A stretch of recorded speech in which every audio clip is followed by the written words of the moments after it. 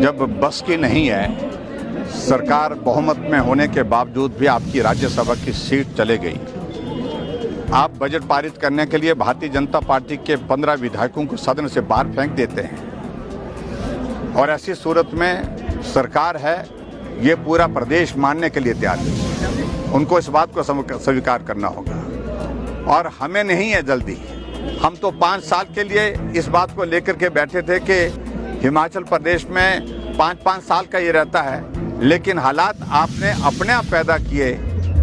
5 साल नहीं 15 महीने में आपकी सरकार जारी है, इसलिए उनको पीड़ा भी है, दर्द भी है और सब लोग विचलित हैं इस सारी बात से। इतना ही मैं कहना चाहता हूँ। विक्रम आदित्य ने कहा कि वीरभद्र सिंह का मैं बेटा हूँ, मैं टेढ़ी उंगली से भी घी निकालना जानता हूँ। तो यहाँ लोग भी कम टेढ़े नहीं हैं, उस बात को उनको समझना चाहिए। चाहे हमारी बात है, चाहे हमारी पार्टी की प्रत्याशी है, जब कंगना रनावत घोषित हुए पार्टी के नेतृत्व ने उनको कैंडिडेट बनाया, कैसे शब्दों का इस्तेमाल उन्होंने मंडी के लिए किया।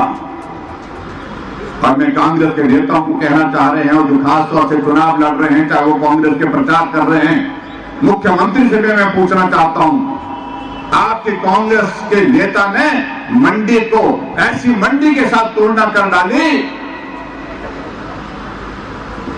जहां आदमियों की जिंदगी का जो है वो सौदा किया जाता है और उसके बावजूद आप चुप हैं।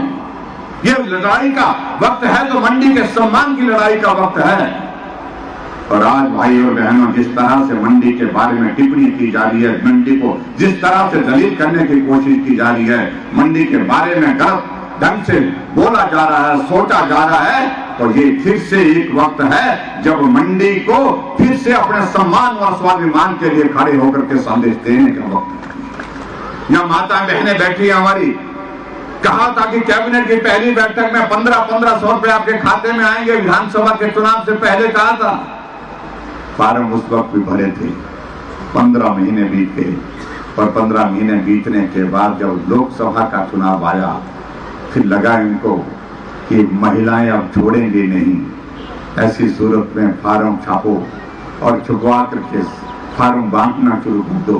बहन जी, चाची जी, दीदी जी, बुआ जी, सबको बुला बुला करके कह रहे हैं फार्म भरो, फार्म भरो। अब वो बुआ दीदी सब बोल रही हैं कि 15 महीने पहले भी आप लोगों ने यही काम किया था, लेकिन मिला नहीं और ना ही मिलेगा। मैं अब इस बात को कह रहा हूं और अब मैं इस बात को प्रश्न पूछता हूं, इसके बाद का प्रश्न पूछता हूं उन लोगों से, कांग्रेस के नेताओं को, कितनी बार अपने आप हमारी माताओं बहनों को जलील करते रहेंगे? क्या यही आपने सोच रखा है कि 1500 रुपए का लालच दे करके आपकी बात पर हर बार ये वोट देते रहेंगे आपको? माताओं बहनों ने साफ कह दिया, स्पष्ट कह दिया कि हो लिया, एक बार आपने ठग लिया, लेकिन बार बार इस तरह से जलील करके ठगने की बात करें तो बहुत महंगी पड़ेगी और अब की बार वो महंगी पड़ने वाली है।